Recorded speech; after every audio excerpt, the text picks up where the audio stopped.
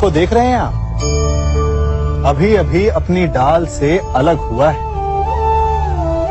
बड़ा दुख होता है ना जब आप अपने उद्गम से अलग होते हैं, परंतु ये दूरी भी आवश्यक है।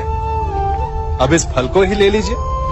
अपने जीवनदाता वृक्ष से अलग होकर ये ना केवल किसी की भूख शांत करेगा, अपितु इसके भीतर के बीज से एक नए वृक्ष का सृजन भी होगा और कई फल जन्मेंगे। सृजन की प्रतिक्रिया में पीड़ा आवश्यक है। यदि पीड़ा नहीं होगी तो सृजन नहीं होगा।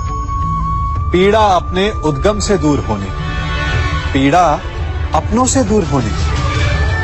इस फल की भांति हम मनुष्यों को भी अपने उद्गम से, अपने सगे संबंधियों से अलग होना पड़ता है। और यही अलगाव एक नए सृजन को, एक नई सृष्टि को, एक नए विकास को जन्म देता है। इसलिए ऐसे अलगाव से दुखी मत होइए, उसका स्वागत कीजिए, क्योंकि ये विकास की नींव है।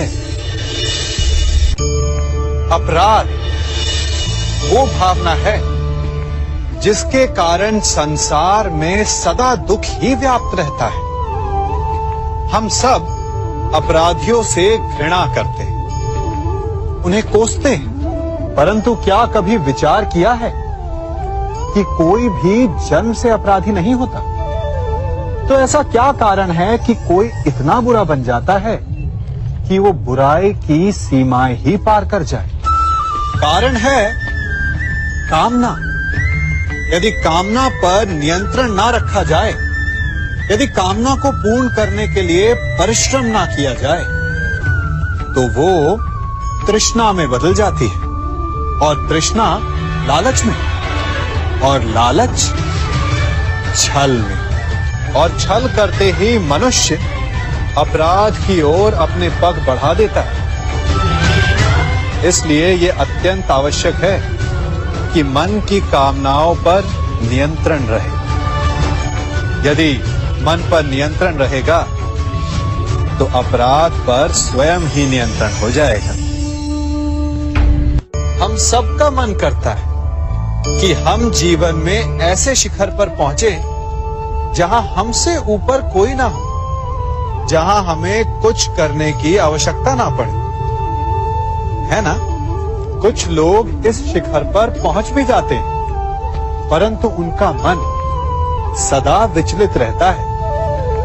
इतनी मनोरंजक बात है ना कि जिस विश्राम को पाने के लिए हम इतनी मेहनत करते हैं, इतना परिश्रम करते हैं, वो हमें मिलता ही नहीं। कारण स्वयं सोचिए, वन का राजा होने के पश्चात भी सिंह को अखेट के लिए परिश्रम क्यों करना पड़ता है? सोचिए। मैं बताता हूं, क्योंकि राजा होने का अर्थ ये नहीं कि वो सदा सोता रहे और मृग स्वयं उसके समक्ष आकर कहेगा कि आइए महाराज, मुझे खाकर अपनी भूख मिटाइए। तो समझ लीजिए, कार्य आपके परिश्रम से संपन्न होते हैं, केवल कामना से नहीं। यदि आप नीचे हैं तो सदा स्मरण रखें कि आपका परिश्रम ही आपको ऊंचाइयों पर ले जाएगा, और यदि आप ऊंचाई पर हैं तो वहां पर भी रहने के लिए आपको निरंतर परिश्रम करते रहना होगा। अर्थात परिश्रम से मुक्ति नहीं है, क्योंकि परिश्रम ही जीवन है। सबसे अधिक महत्वपूर्ण क्या है? जीवन, या जो जीवन में पाया, यात्रा, या यात्रा पूर्ण करने के बाद पाया गया लक्ष्य, कर्म या उसके फल? बहुत ही महत्वपूर्ण परंतु विकट प्रश्न है ना? परंतु तनिक धीरज से सोचेंगे तो इसका उत्तर अधिक कठिन नहीं है। यदि जीवन यात्रा है तो उसका लक्ष्य क्या होना चाहिए? स्वयं सोचिए। मान, संतान, धन, नहीं ना? अंतिम लक्ष्य है परम आनंद, और ये अचानक से नहीं मिलता। इसे पाने का केवल एक ही उपाय है, और वही आपका कर्म है, वही आपकी यात्रा भी, और वही आपका प्रारब्ध भी है। और आपको कौन बताता है कि आपके लिए सही क्या है?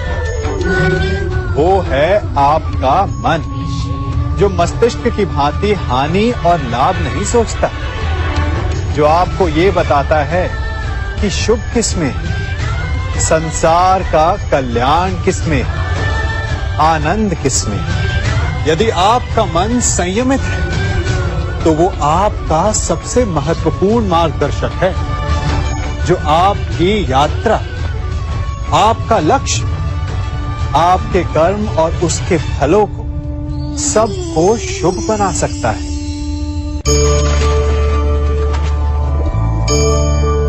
इन पक्षियों को देख रहे हैं आप? इनका उड़ना वायु में इतना संतुलन मुक्त कर देता है ना?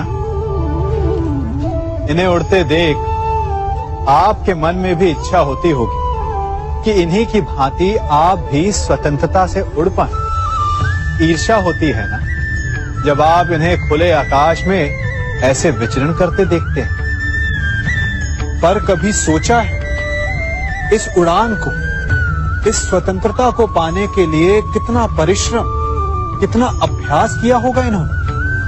आकाश में उड़ने से पूर्व धरती पर कितना गहन परिश्रम किया होगा इन्होंने। इनके माता पिता ने पहली बार जब इन्हें पंख फड़फड़ाने को उकसाया होगा तो कितनी बार गिरे होंगे। पहली बार वायु में उड़ते समय कितना भय लगा होगा इन्हें। अपनी पहली उड़ान के पश्चात धरती पर उतरते समय गिरकर कितनी चोट खाई होगी। इस उड़ान का, इस स्वतंत्रता का ये मूल है। यदि आप ये दे सकते हैं तो अवश्य आप भी इस स्वतंत्रता को पा सकते हैं। इन पक्षियों की भांति ही अपने चारों ओर जब भी आप किसी सफल मनुष्य को देखें तो उससे ईर्ष्या ना करें, उसके परिश्रम और पीड़ा को समझने का प्रयास करें जो उसने यहां तक पहुंचने में पाई है। प्रेरणा लें, प्रयास करें और स्वयं भी सफल हो जाएं।